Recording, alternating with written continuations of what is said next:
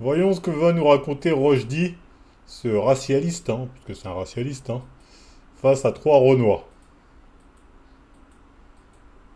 Il s'agit de Julien Rochdy qui publie cet ouvrage Qui sont les Blancs? Généalogie d'une identité interdite. Monsieur Rochdy, soyez le bienvenu. Bonjour, merci beaucoup pour votre invitation. Je suis ravi d'être avec vous pour pouvoir discuter de ce sujet interdit dans bien des médias, mais pas ici, donc vraiment ravi. Très bien. Merci à vous d'avoir accepté, parce que comme on en parlait juste avant de commencer, rares sont les femmes, C'est eux qui l'ont invité. Bon, après, pourquoi pas? Pourquoi pas inviter avec pour le mettre face à les ses hommes, contradictions. blancs ou noirs, qui acceptent publiquement de venir confronter leur idée quand ils en ont, et qui acceptent publiquement de participer à un débat contradictoire, bienveillant, courtois, rigoureux, parfois un peu rugueux, mais qui pour moi est indispensable. Donc je tiens publiquement à vous remercier, puisque bon nombre de femmes et d'hommes qu'on a pu solliciter en amont n'ont pas votre courage. J'ai accepté immédiatement, pour plein de raisons. Déjà parce que c'est un sujet qui est effectivement interdit dans les médias mainstream, mais c'est pas un sujet qui est tabou pour moi. On peut parler de l'identité européenne, y compris avec des Africains. Je trouve ça très intéressant.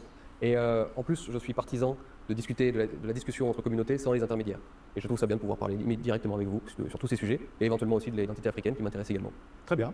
Alors, après ces formules de politesse, on va revenir rapidement d'abord sur votre parcours personnel, Oui. avant d'étendre l'échange à justement à ces dimensions. Dans les fêtes foraines, tout ça, dès qu'il y avait des jeux, on me disait ah c'est le français, le blanc contre le machin. Et moi qui étais issu de ce monde-là où on est tous pareils et ça n'existe pas, et ben, j'ai commencé à réaliser que bah non, j'étais renvoyé aussi à une identité. C'est pour le sublas. Ça, c'est réel. C'est vrai que quand tu grandis avec différentes communautés, forcément, les gens se ressemblent. Les gens ont tendance à aller naturellement vers qui se ressemblent. Mais c'est partout. Je veux dire, c'est là. Les blancs en Afrique, ils sont que entre blancs. Voilà, ils se rejoignent entre minorités parce que voilà, ils se reconnaissent. Il y a les atomes crochus, etc. C'est l'humain qui est comme ça. Il est attiré par ce qui lui ressemble. Française, blanche, et que tout le monde se définissait identitairement, si je puis me permettre. À part les Renois vendus. C'est intéressant, si je me permets de vous couper, c'est que votre identité dite blanche, vous êtes venu de l'extérieur, c'est les autres qui vous ont nommé comme tel. À la maison, Je ne sais pas si ça a été vraiment familial, votre père, votre mère. etc. Et c'est à partir de là que je commençais à acheter une Quand vous te retrouvez, Je me permets, mais retrouver cette fierté par rapport à quoi? Pourquoi est-ce qu'il y avait un relatif concret? Ou est-ce que c'est parce que justement, entre jeunes, par effet miroir, on vous disait, bah voilà le blanc parmi nous? Est-ce que c'était par rapport à ça? Alors il y avait peut-être un petit peu de ça, mais aussi il faut bien comprendre, peut-être que c'est des choses qui effectivement Il y a eu aujourd'hui essentiellement de ça. sont plus perçues. J'avais le sentiment, vous avez parlé de Nietzsche, c'est très intéressant parce qu'il a eu un rôle important aussi dans cette histoire.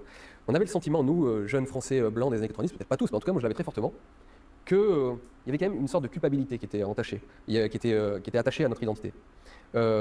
C'était pas bien d'être blanc, c'était pas bien d'être français, on était quand même responsable de la Shoah, beaucoup, les années 90, on a beaucoup parlé de cette question. On était responsable de la colonisation, bien sûr, du racisme, etc. la citation expliquait que la race blanche est le cancer de l'humanité. Mm. Donc c'est une phrase Oui, bien sûr. secouée et qui incarne cette repentance, cette culpabilisation. Oui, elle était communiste, tout ça, bien sûr, mais après... C'est ça le pire, c'est que, en fait, ceux qui ont flagellé les blancs, c'est les blancs eux-mêmes. Nous, on n'a rien demandé. Et quand on a vu que vous commenciez à dire on est désolé, certains ont quand même demandé, commencé à demander des billets. On a vu que vous avez raqué. Bah, forcément, les autres se sont dit ok, les gars, vous allez raquer. Et là, vous avez commencé à dire non, pas vous. Là, oui, les gens étaient fâchés. Comment ça, pas nous et eux? Hein? Pas eu que des femmes. La remise en question de l'homme blanc dans son histoire, le sanglot de l'homme blanc, etc. Voilà. C'est une vieille histoire. Bon, on peut en parler, après il y a plein de raisons, c'est intéressant.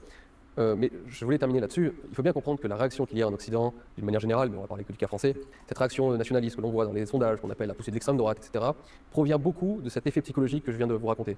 Ça provient de problèmes économiques et sociaux, ça provient de l'immigration, de la sécurité, etc., c'est-à-dire des choses concrètes. Ah, parce Et il y a que, aussi- on va le dire, avant la Shoah, il y avait zéro réparation. Tu pouvais commettre des génocides, tu pouvais mettre l'esclavage ce que tu veux, tu réparais pas, t'allais pas t'excuser. Tu dis bon, c'est bon, j'arrête, casse-moi pas les couilles. C'est. On va le dire, le game changer, c'est la Shoah. Je pense que pour vous donner un seul exemple, je pense que le fils de Bernard Arnault est issu d'une civilisation qui a été très influencée par le christianisme, par exemple, exactement comme le fils du Gilet jaune. Et dans la façon de penser, la façon d'aborder la morale, la façon d'aborder certaines relations sociales, eh bien, il va y avoir des similitudes. Même si, évidemment, leur vie concrète va être différente du fait de leur richesse. Mais ils sont issus d'un bain culturel qui se ressemble bien à un truc commun, exactement, une trame commune. Mais une trame commune, ça ne veut pas dire fabriquer des clones. N'importe quelle, les familles peuvent être différentes, elles peuvent être issues pourtant de même socle. La variabilité est toujours Il grande. a dit que le petit gilet jaune et le descendant d'archiduc Bernard Arnault, c'est la même culture. Tu les mets dans une table, ils ont rien à se dire. À part leur couleur de yeux, ils ont absolument rien à se dire. Crois-moi. Ils ont absolument rien à se dire. Au sein des identités. D'ailleurs, la variabilité, c'est l'expression même de l'humanité. C'est le- L'Africain qui est dans les champs a plus de choses en commun avec l'agriculteur français qu'avec Bernard Arnault. Donc dis-le, la seule chose commune, c'est qu'ils sont blancs. Ils sont blancs. Bah si, c'est ce qui est plus ou moins ce qu'il dit. Ils ont le même bain culturel, nanani, quoi, ils parlent la même langue et basta. Le fait que nous soyons tous différents, On est là pour parler de ça aussi, c'est que le seul moment où vous acceptez que cette trame culturelle, ce tronc commun dont vous parlez, cesse ou disparaisse, c'est quand il y a une conversion à l'islam.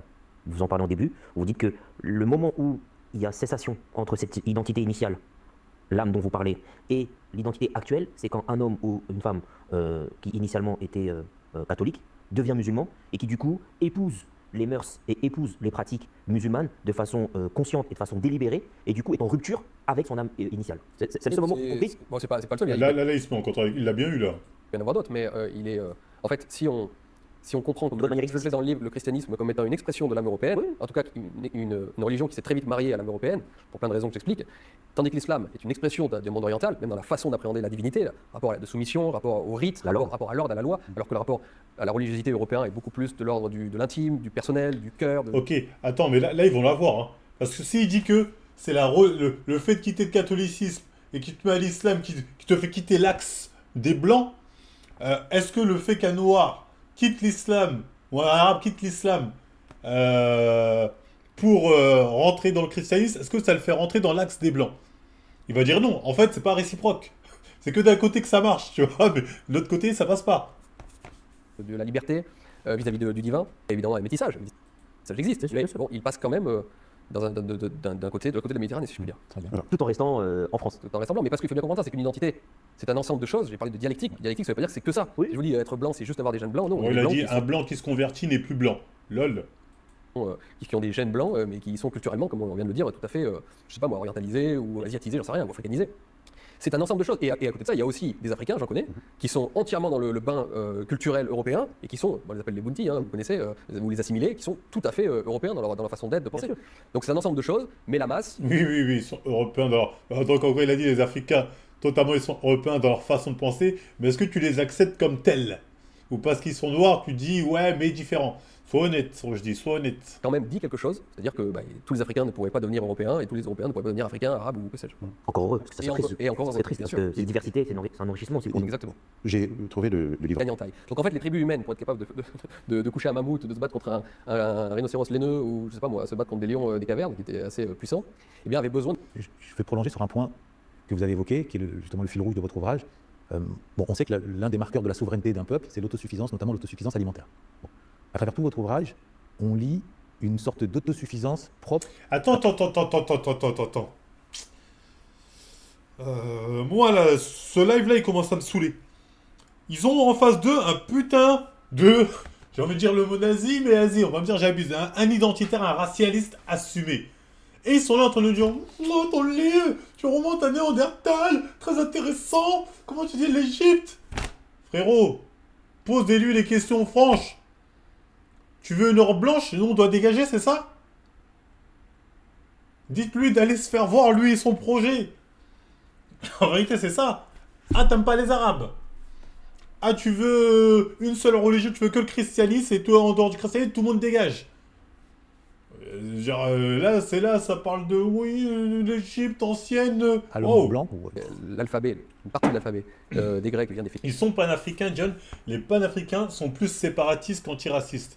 Ils vont vite avoir des points d'accord. Évidemment, je ne dirais pas le panafricanisme, mais ça ressort souvent.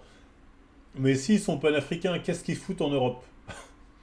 S'ils sont pour la séparation, moi je suis Rochdi, je dis, mais vous êtes panafricains, vous, c'est ça? Commencez par dégager, les gars. Moi, il n'y a pas de souci, hein, je vais au Sénégal, je vais à Tombouctou, je fais le vol avec vous. Mais ce serait sympa de mener votre combat chez vous. Merci de commencer par donner l'exemple. Les autres vont certainement vous suivre. Bien sûr qu'ils sont en Europe, frère. S'ils sont séparatistes, s'ils ne sont pas choqués par ces propos, bah barrez-vous. Phénicien, je le précise dans le livre, donc je n'ai pas peur du tout. La tradition écrite est une tradition qui a été méprisée pendant longtemps par les ancêtres des Européens. À moins qu'ils ont dans la mentalité, on va d'abord prendre ce que vous nous avez pris.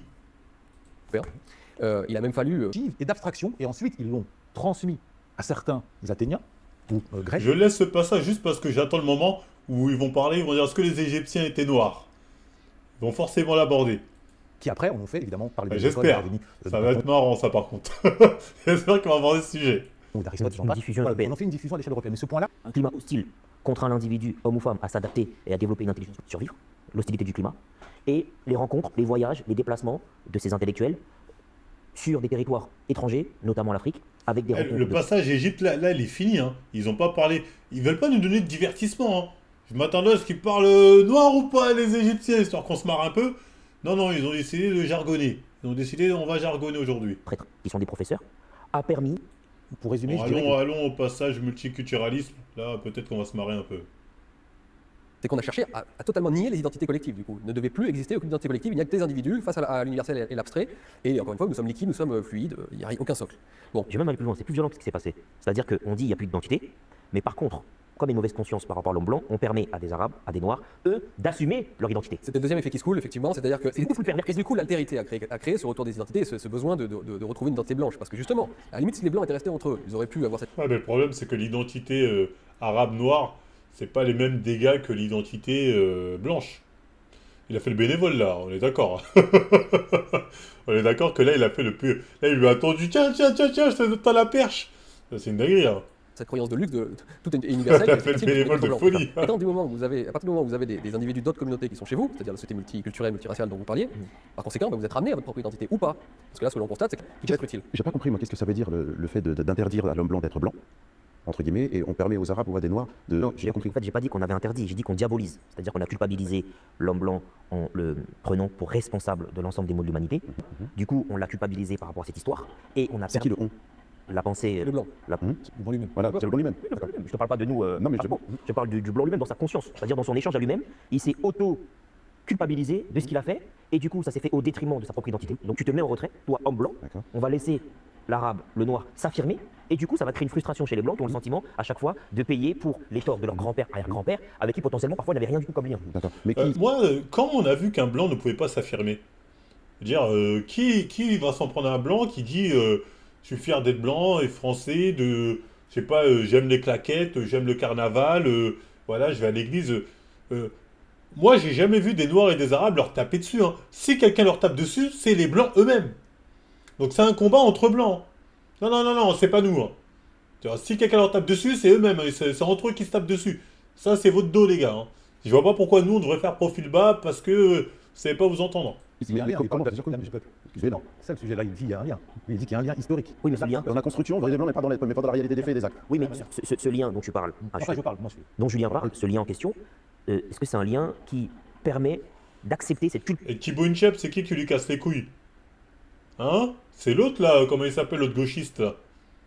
C'est pas des Renois qui lui casse les couilles à Thibaut Inchep, hein, c'est comment il s'appelle là, le mec là qui fait dinosaure rhinocéros là? Papacito aime bien Usul. Bah, c'est Usul est blanc. Culpabilité permanente. Ouais, Des conséquences. Oui, mais tu prends aujourd'hui un blanc qui vit en Ardèche, ou qui vit en Bretagne, ou qui vit en Corse. En quoi, lui, il est responsable de la suprématie blanche qui a régné sur le monde entier pendant des décennies? En rien. En rien. Pourtant, il est culpabilisé. Individuellement, rien. Ah oui. Maintenant, ma question, c'est comment est-il culpabilisé? Parce que tu as déjà dit le on. Oui. Donc ça veut dire que c'est une culpabilité de. Attention, encore en précise, on utilise l'homme blanc par rapport au livre de. Bien sûr, c'est par rapport au livre. de l'homme blanc vers le blanc. C'est ça? Oui. Ou est-ce que on voudrait nous faire croire, en tout cas, L'homme blanc vers le blanc, voilà. C'est bien ce qu'il dit, c'est entre eux. Donc, je m'interroge, que c'est cette petite minorité arabe ou noire qui ferait culpabiliser l'homme blanc. Non, Je pose la question. En fait, c'est l'homme blanc. Il y a une dichotomie entre l'homme blanc de gauche et l'homme blanc de droite. De plus en plus. voilà, plus en c'est plus. entre eux.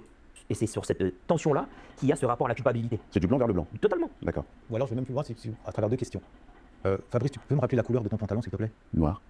La couleur de votre chemise? Blanche. Ok. Fabrice, est-ce que ta couleur de peau correspond à la couleur de ton Pas pantalon? du tout. Ok. Est-ce que la couleur de votre peau correspond à la couleur de votre chemise? Non. Ok. Pourtant, vous dites blanc, donc alors que votre... Mais ce sont des simplifications, on aura compris, très rapidement. Justement. Et ça, c'est un point central dans l'histoire moderne, c'est que le mot blanc avec un B majuscule n'est pas une simplification. C'est une construction idéologique, extraite du 19e siècle, portée par des scientifiques, notamment Gobineau, et inscrivant l'humanité dans une hiérarchisation qui a pris les Occidentaux et leur a accolé un terme qui existait déjà, donc le mot blanc, qui était un qualificatif, et qui en a fait une sacralisation de certains individus. De la même manière, dans ce prolongement, il a pris Non, je d'autres vois ce individus. qu'il veut dire là-dessus, il a pas tort. Ces trois peuples sont mélangés et on fait tout ce qu'on a, tous les blancs, qui sont des différentes nuances évidemment de Les couleurs. blancs sont un fondement raciste. Ouais, non, j'ai compris ironique ce qu'il veut dire. Il dit en gros, C'est idéologique tout le délire de fait que toi tu sois considéré comme blanc, lui comme noir, j'ai compris. S'arrêter sur le terme blanc ou noir, il y a différentes nuances de couleurs chez les noirs, différentes couleurs chez les blancs. Oui, mais on est Mais en tout noir cas, et blanc. les Européens, alors appelons-le comme ça si vous préférez. Les Européens viennent tous de ce mélange qui a eu lieu au néolithique. Ce qui parenthèse. fait qu'il y a donc une proximité génétique entre tous. Non, jusque-là, je suis Même s'il y en a qui sont bruns aux yeux noirs et d'autres qui sont blonds aux yeux bleus, eh bien ils sont, et je vous dis, je cite les études génétiques qui sont vraiment frappantes, la proximité génétique est très grande, tandis qu'entre deux Asiatiques qu'on appelle asiatiques, il peut y avoir de plus grandes différences entre deux Je Africains. suis parfaitement d'accord avec vous, je ne remettais pas cette homogénéité ethnique en cause, génétique en cause. Moi, je parlais non pas de mots. Donc effectivement, moi j'ai écrit qui sont les blancs, mais j'aurais pu écrire qui sont les C'est Européens. pour ça que je dis souvent, quand les gens font les hypocrites à dire non, il n'y a pas de race, nanana, je fais arrêtez. De fait, vous l'avez instauré dans l'imaginaire du monde entier, le fait qu'il y ait des races que moi je suis perçu comme noir. Nanana. C'est pour ça que j'avais dit à Mush que sa définition de parler non pas de noir mais de perception était pertinente. Parce qu'au final, ça reste une perception de par cette idéologie des races a été instaurée plutôt plus ou moins au monde entier en vrai. Ce qui eût été à peu près la même chose. Parce que sur les whiteness studies, on étudie les blancs, pas les Européens, on étudie les blancs. Donc puisque c'est le terme en vogue, Allons-y. qu'on utilise, allons-y. Mais moi j'apprécie. Mais Moi, je je pense que blanc ça ne veut pas dire Oui. grand-chose sur le plan de l'incarnation. Moi, je découvre à travers le titre que, alors je n'avais pas cette précision, que c'est une critique du blanc vers le blanc. Mhm. C'est ce que vous. D'accord. Alors, certaines personnes dites racisées, comme Oui. on les appelle aujourd'hui, Mhm. se sont glissées dans cette critique Oui. et n'hésitent pas à l'exploiter. Mais en premier lieu, bien sûr, c'était une critique du blanc envers le blanc. Donc- On n'apprend pas à un enfant quand on éduque un fils, par exemple, on lui apprend pas que le monde lui doit quelque chose. C'est la pire façon d'élever un enfant, parce qu'évidemment, le monde se chargera de lui rappeler que ça ne fonctionne pas de cette façon. Et je pense qu'à l'échelle des peuples, c'est la même chose. Je pense que si on dit en permanence aux Africains que les blancs leur doivent des choses, que finalement leur salut viendra des blancs, encore une fois, moi je pense que c'est une autre façon de les infantiliser, une façon très gauchiste, justement, très de gauche. donc. C'est le seul moment où je suis d'accord avec lui. Là. Merci pour l'abonnement, Roro. Oh non, elle est bien la miniature, je la montrerai après. C'est le seul quand je suis d'accord avec lui, c'est-à-dire qu'il faut arrêter l'assistanat entre guillemets, tu vois. Bon, la généalogie dont nous parlions, et je pense que c'est pas du tout profitable, ni aux Je m'interroge encore une fois sur ta question, maître, quand tu dis Black Lives Matter à la nécessité ou l'envie de demander aux blancs de s'agenouiller, et par rapport à ce que vous venez de dire, Monsieur Rochdy, quant à la pire des choses, c'est de faire croire que le monde doit quelque chose. Est-ce que vous êtes en train de concrètement dire qu'il y a eu des faits qui sont avérés, historiquement en tout cas, pour ma part, en tout cas, de l'hégémonie blanche sur le peuple noir, et qu'en vertu de cela, le noir ne doit pas pouvoir s'exprimer sur les réalités qui ont été les siennes et ces réalités tangibles qui aujourd'hui le mettent dans une réalité économique, sociétale qui est véridique? C'est ce qu'on est en train de dire ou de quoi on parle? Non, c'est pas ça. D'accord, j'aimerais Le fait, comprendre. le fait que. Si, c'est plus ou moins ce qu'ils étaient en train de dire. En gros, c'est arrêter de vous victimiser. Des Noirs puissent mettre en avant l'histoire qu'est la leur Mhm. et d'expliquer ce qui s'est passé en contact avec les Occidentaux, c'est une chose. D'accord. Là où je m'inscris en faux, c'est quand on veut culpabiliser des Occidentaux aujourd'hui, qui ne sont pas Qui restés. est le on? Parce qu'à chaque fois on parle de qui est ce on? Voilà, on parlait des gens de gauche, D'accord. on parlait de certains racisés, qui veulent aujourd'hui culpabiliser l'homme blanc. De ouf. On dit- Le chauve, c'est vraiment le plus concentré celui-là. Vraiment, lui, il est concentré de ouf. Disant qu'il est responsable de ce que son grand-père. Je vais vous couper, maître. Prenons un exemple concret. En France, il y a un droit et lorsqu'il y a un crime, il y a une indemnisation. Absolument, D'accord. L'esclavage a été reconnu comme crime contre l'humanité. absolument. Est-ce qu'il y a eu une indemnisation? Non. Donc est-ce que ces descendants afro ont-ils le droit de demander ou de réclamer leur Ah oui, vie? mais les doigts là où les deux autres là, ils avaient attrapé le col d'un mec un jour. On va voir ce qu'ils vont dire là. C'est-à-dire cette indemnisation? Ils ont le droit. Sans qu'on puisse les considérer comme étant des hommes et des femmes qui demandent à l'homme blanc ce que... Ils ont le droit de demander réparation Mhm. à l'État français des crimes de l'esclavage, d'autant que à l'abolition de l'esclavage, l'État français indemnisait les maîtres. D'accord. Donc là-dessus, c'est une réalité qui est sur le terrain juridique. C'est-à-dire que On parle que de ça, on est dans le concret. c'est ce que tu dis sur le tout à l'heure. terrain juridique, c'est pas sur le terrain individuel ou sur le terrain de la morale. Sur le terrain juridique, je souscris. Là où je ne souscris pas, Pourquoi tu la parles de terrain juridique, frère? On s'en bat les rats, juridique, pas juridique, pays. différence entre eux et moi, c'est sur le terrain sociétal et sur le terrain du débat de culpabiliser les Blancs aujourd'hui de ce qui s'est passé il y a 50 ans, 100 ans, 200 ans. Ah, mais frérot, il t'a expliqué que ce qui s'est passé il y a 200 ans fait qu'aujourd'hui, les Noirs, certains Noirs, sont encore dans la merde à cause de ce qui s'est passé là-bas. Et qu'aujourd'hui, dire il y a l'égalité des chances, c'est une hypocrisie sans nom. C'est pour ça qu'il lève les yeux là, lui, il pète les plombs. Il se dit, mais c'est pas possible. Alors que pour certains d'entre eux, ils n'en sont même pas responsables. Non, mais j'entends. Je fais la différence entre ce qui se passe dans une salle d'audience et ce qui se passe sur le terrain Mais- du débat et de l'échange. J'entends, et c'est pour ça que Voilà, je m'entends, monsieur Roger, mais j'entends, mais quand on dit de culpabiliser, alors de quoi on parle? Est-ce qu'à partir du moment où on part dans cette dynamique et qu'on se dit très bien, il y a eu un crime, le crime a été reconnu, maintenant il faut indemniser, à partir de quel moment arrivons-nous à délimiter la réalité du c'est un fait? Et donc, comme c'est un fait, ça a été reconnu au nom du peuple français. Et donc, il devrait y avoir. Et le fait de dire oui, mais arrêtez de nous demander de manière sempiternelle, parce que là, vous tombez dans une nécessité de vouloir infantiliser. À partir de quel moment? Non, moi pour moi la différence, elle est sur l'espace-temps, le lieu. C'est-à-dire qu'une salle d'audience, c'est un endroit où, sur le terrain juridique, Lui, en fait, il fait trop le mec juridiquement, nanana. Arrête. on fait la démonstration d'un préjudice subi et d'une réparation qui doit s'accompagner. Ça, c'est sur le terrain purement judiciaire, juridique.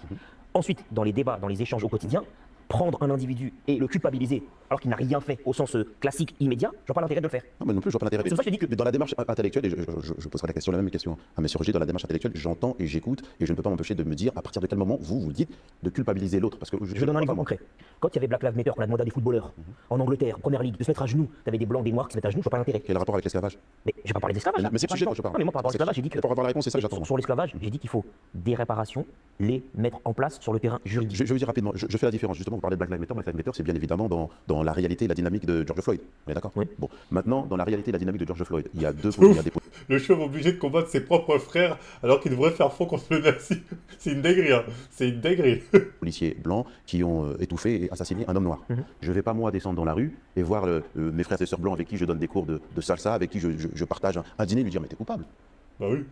Mets ton genou à terre. T'as pas envie, tu mets pas ton genou à terre. Moi, personnellement, je mets pas mon genou à terre pour toutes les causes du monde. C'est pas ce dont on parle. Bah oui. Ce dont je parle là maintenant, c'est quand on parle d'infantiliser, de dire le noir doit. Parce que quand bien évidemment, la dynamique de réflexion intellectuelle de l'homme noir fait dire, à un moment donné, il y a eu l'esclavage, où il y a eu le colonialisme, et aujourd'hui le néocolonialisme, et en vertu de ça, il faudrait qu'on se sépare, ou en vertu de ça, vous nous devez quelque chose. C'est de ça qu'on parle. On n'est pas en train de parler de Black Lives Matter et le fait qu'on demande à des footballeurs de se mettre à genoux, ça n'a aucun sens, ça. Mais c'est ce qui s'est passé. Mais non, mais ça on s'en fiche. Mais c'est ce qui s'est passé. Mais c'est pas là-dessus, mais c'est pas sur cette Mais réalité-là. tu dis que tu t'en fiches. Mais comment c'est qu'on demande à Kevin De Bruyne de se mettre à genoux? Il l'a fait. Moi, je te parle pas de ça. Bon, C'est pas mon problème. Est-ce que c'est peut-être pas Parce que faut le Ah oui, ça c'est pas notre problème, on s'en fiche de ça. Je crois avoir compris avant de vous céder la parole, ce que je crois avoir En compris. fait, ces petits trucs là, ça justement, c'est Black Lives Matter, ça, on s'en bat les couilles, ça, c'est des trucs idéologiques, c'est beau pour les pubs, mais nous on s'en bat les reins, on veut vraiment que les vraies causes, que les vraies inégalités sociales soient compensées.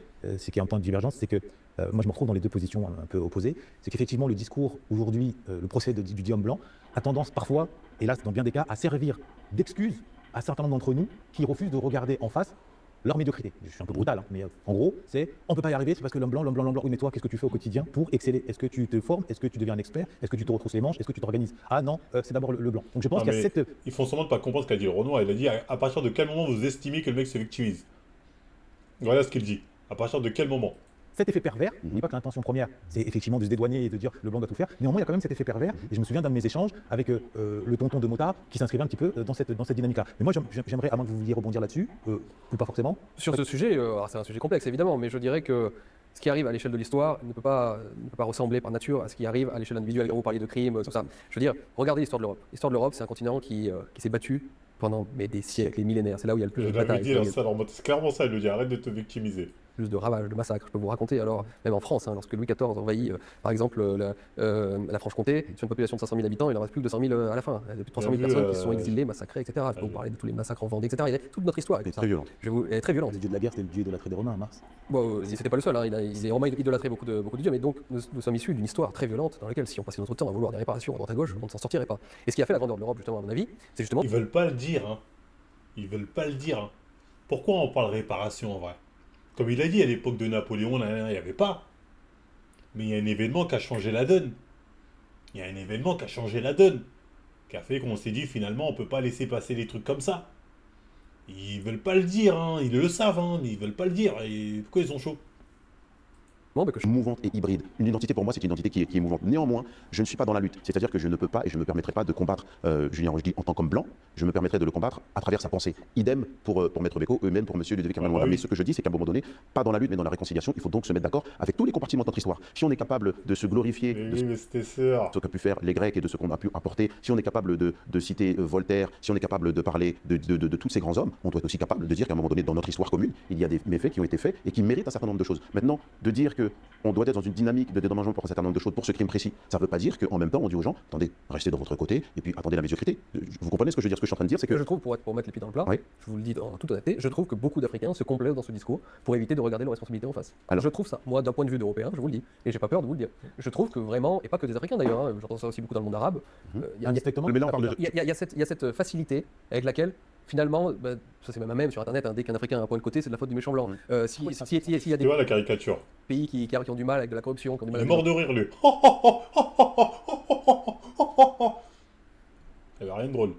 occupés, c'est forcément de la faute des méchants blancs. Je trouve que c'est une facilité. Il y a deux réalités. Personne. Dans ce que tu dis, il y a deux Ça ne veut pas dire réalités. qu'il n'y a pas des logiques de domination dont on peut parler, qu'il n'y a pas des logiques économiques, etc. Bien Oui, sûr. Hein. responsabilisation. Mais il y a une infantilisation de l'homme africain, et souvent par l'homme blanc, l'homme blanc gauchiste, mais par lui-même aussi, du coup. Parce que homme blanc continue de me donner, quoi. C'est ça. En gros, Ça donne cette sensation. Vous évoquez le complexe d'infériorité qu'on dénonce et qu'on essaie de déconstruire, c'est aussi l'objet de notre... C'est aussi pour ça que je suis là à discuter avec vous, parce que je sais que vous n'êtes pas dans cette logique-là, et qu'on pourrait avoir justement qu'on a cette discussion et qu'on va avoir la réconciliation dont vous parlez, précisément parce que moi je veux parler des hommes en fait.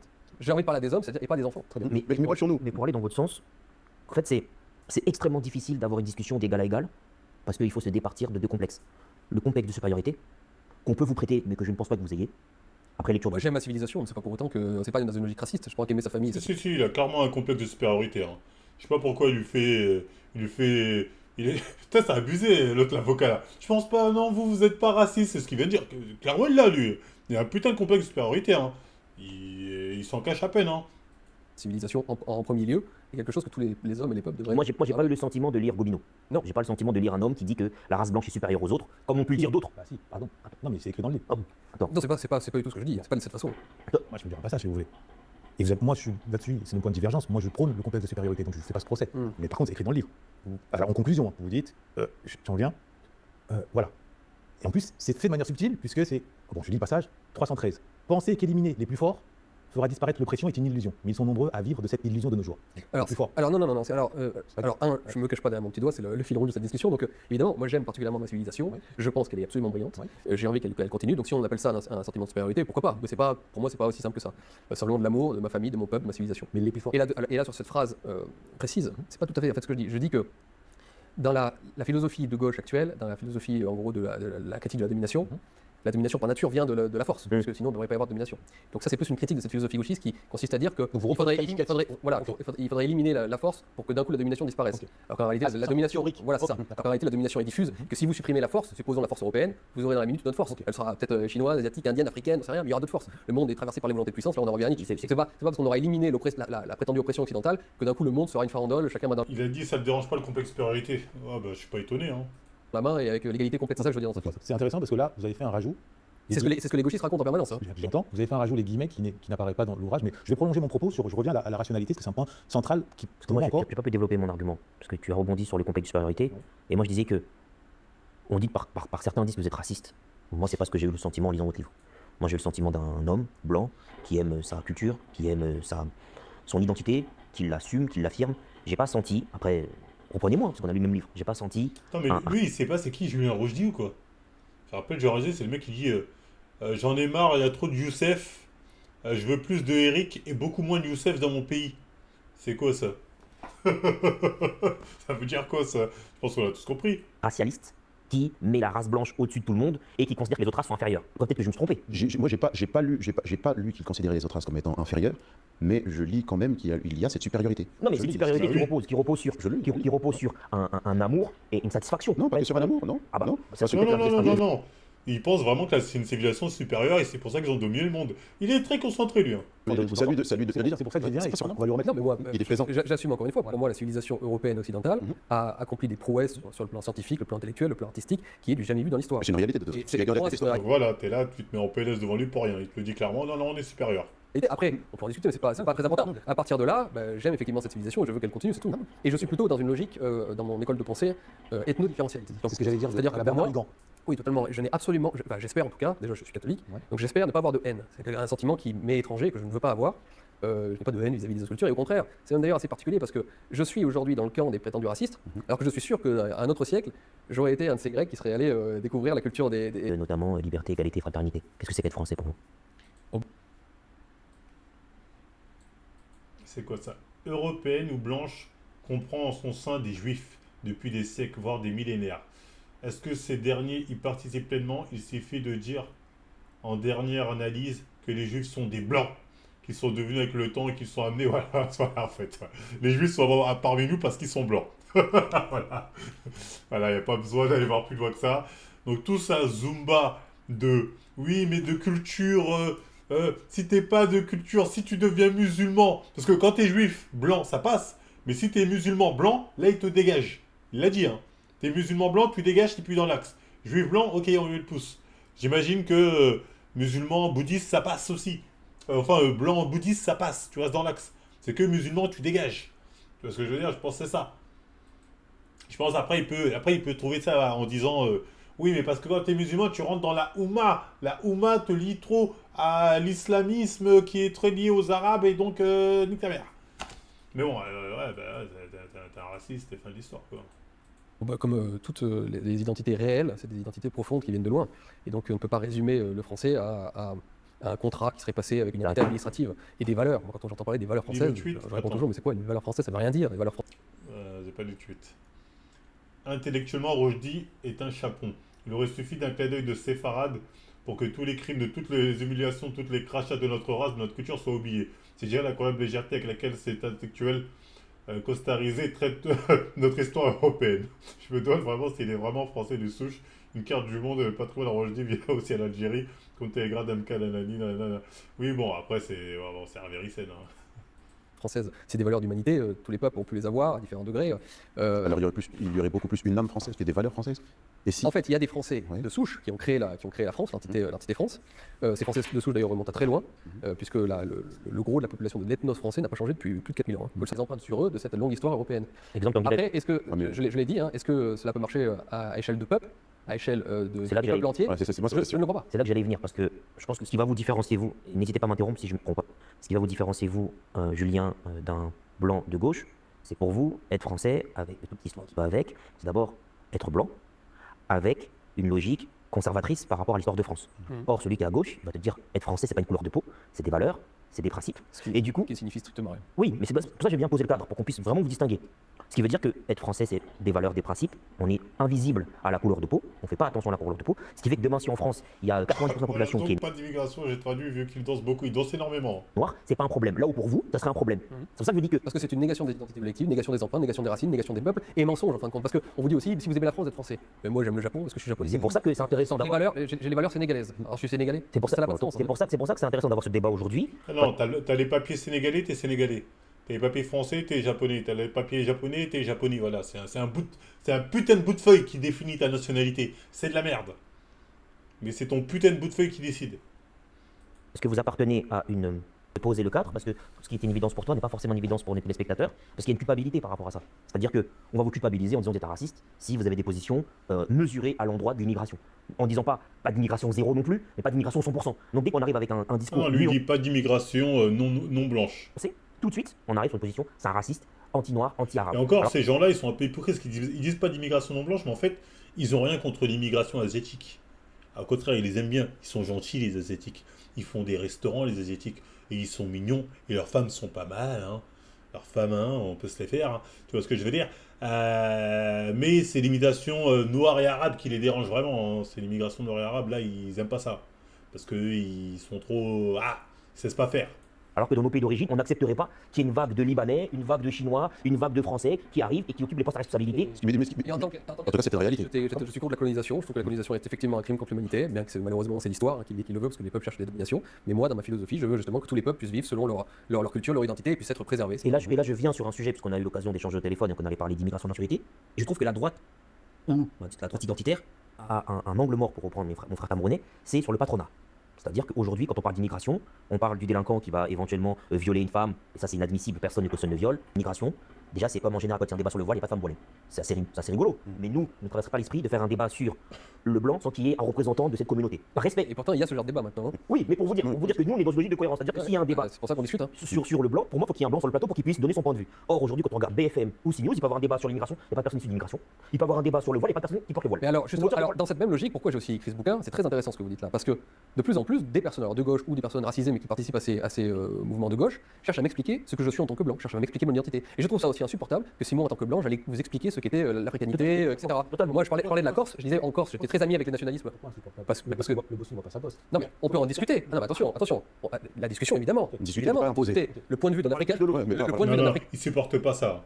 Quand un Africain commence à lui dire non mais la France c'est ça, il est là, il est en mode je suis blanc, c'est pas à toi de m'expliquer. Son argument d'autorité c'est moi je suis blanc, c'est pas à toi de m'expliquer qu'est-ce que c'est. Quand tu le mets face à ses contradictions de l'histoire, son histoire c'est ça, hein. Sa réponse c'est ça, c'est ouais mais moi je suis blanc. Ça c'est sa spécialité, hein. africain sur l'identité européenne m'intéresse. Parce que au contraire, cette altérité m'apporter des choses. C'est pas ce que je dis. C'est m'imposer de me dire aujourd'hui un Français c'est ça. Aujourd'hui, on voit des personnes d'origine immigrée vous expliquer ce qu'est un Français. Exactement. Moi qui suis français de souche depuis 2000 ans, moi je n'ai pas de raison de donner moi j'ai pas de leçon à recevoir de ça, c'est tout. Comme moi je n'oserais pas dire à un Africain, alors je vais t'expliquer ce que c'est que l'africanité, que l'africanisme, etc. Je passerai pour un imbécile. Mais pourtant on le fait aujourd'hui dans le sens inverse. Et ça c'est inadmissible. Et d'ailleurs, juste rapidement, conclusion, est-ce que vous pouvez adresser les uns les autres, hein, évidemment, un message à la nouvelle génération, à cette nouvelle France black blanc beurre, comme on dit, hein, notamment, est-ce que vous voulez leur adresser un message en tant que blanc, en tant que français, en tant que catholique, peu importe, en tant qu'humain, Voilà. Ouais, c'était la fin de mon message, essayer de faire son mieux pour son pays, sa communauté, sa famille et sa propre vie. Et je pense que, puisque j'entends beaucoup parler d'Afrique, j'entends beaucoup parler de ce pays, d'Algérie, de Maroc, qu'il serait peut-être mieux qu'on puisse avoir dans de nouvelles relations repensées, je suis d'accord, et bien que chacun puisse rejoindre son pays d'origine, retrouver ses racines, sa famille, ses généalogies. Voilà, c'est vraiment là, il vient de terminer par dire retournez dans votre pays. Il le dit poliment, gentiment, mais il est en train de dire retournez chez vous. Tout ça pour finir. Retournez au Maroc, retournez nanani. Oui, voilà, fallait le prendre là-dessus. Et avoir un monde vraiment divers qui pourra négocier, échanger, communiquer. À mon avis, c'est ça la vraie richesse du monde. Donc une ode au séparatisme. Oui, parce que je pense que les sociétés, on n'a pas pu en parler, mais je pense que les sociétés multiculturelles, on en parlera. C'est pour ça qu'on toujours des sociétés multiconflictuelles, hélas. Ok, Voilà, très c'est bien. ça. Moi, j'aurais pas grand-chose à dire, si ce n'est qu'il me semble important d'être en mesure de nuancer nos propos, de prêter attention aux sensibilités intellectuelles de chacun et de ne jamais oublier que c'est la pensée, la nuance et l'élite de la pensée, et que par conséquent, rien n'est jamais aussi simple qu'il ne le paraît. Voilà. Merci. Moi, je dirais, procurez-vous le livre. Il est intéressant. Oh là là. Oh, mais lui, c'est son attaché presse. Bon, allez, c'est bon, j'en ai marre. J'en ai marre, l'attaché presse. Ouais, bon, je suis désolé, à part ce Renoir là, les autres là, c'était pas bon. Ils lui ont, comment on dit, ils lui ont servi la soupe pour vendre son livre en allant sur des pincettes, n'allant pas dans le fond du sujet. La vraie problématique, c'est que Rochdi est un racialiste. C'est un Cisra, on va le dire, qui veut que les Noirs et les Arabes dégagent et retournent dans leur pays d'origine. C'est sa conclusion. Donc, je sais pas, ce truc-là, moi, j'ai trouvé là qu'ils ont été un peu pas assez dans le fond pour certains et ils n'ont pas assez mis dans les cordes. Hein. Reconnaître sa franchise dans son... Il n'a pas été très franc là. Hein. Moi, j'ai trouvé qu'il a parlé beaucoup japonais, Rochdi. Hein. Il a essayé d'enjoliver les choses, de le dire les termes, dit les termes. Il a beaucoup essayé d'enjoliver son propos de fond qu'on connaît. Hein.